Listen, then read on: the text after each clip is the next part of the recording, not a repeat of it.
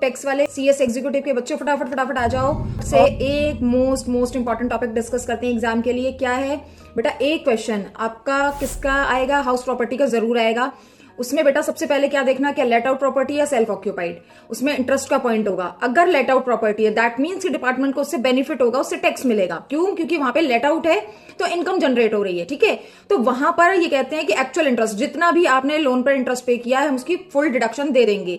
और यदि self occupied है तो वहां पे क्या होगा, वहां पे इनकम जनरेट नहीं हो रही, कोई रेंटल इनकम नहीं आ रही, तो वहां पे इन्होंने लिमिट लगा रखी है। कितनी लिमिट लगा रखी है? 2 लाख। सिर्फ 2 लाख तक का इंटरेस्ट वहां पे आपको डिडक्शन ले सकते हो।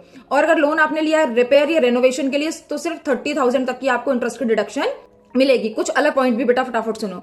क्या अगर इंटरेस्ट पे किया है उन्होंने किस पर, अनपेड इंटरेस्ट पर। फॉर एग्जाम्पल आपको एक क्वेश्चन में दिया है कि 1,80,000 तो इंटरेस्ट पे किया है और 10,000 रुपए आपने किस पर किया है, क्योंकि इंटरेस्ट आपने टाइमली पे नहीं किया तो उस इंटरेस्ट पर भी आपका इंटरेस्ट लग गया 10,000 रुपए, तो सिर्फ 1,80,000 की डिडक्शन आप ले सकते हो। उस 10,000 की डिडक्शन आपको अलाउड नहीं होगी क्योंकि वह हाउस प्रॉपर्टी के लिए नहीं है। आपने गलती करी है, कुछ ब्रीच किया है आपने, इसलिए आपको इंटरेस्ट की डिडक्शन अलाउ नहीं करेंगे। दूसरा एक और चीज समझो बेटा कि एक्चुअल इंटरेस्ट की डिडक्शन आपको मिल जाएगी, बिल्कुल ठीक है लेट आउट के केस में, लेकिन अगर सेट ऑफ का पॉइंट आ जाता है तो इंटर हेड एडजस्टमेंट सिर्फ 2 लाख तक की होगी।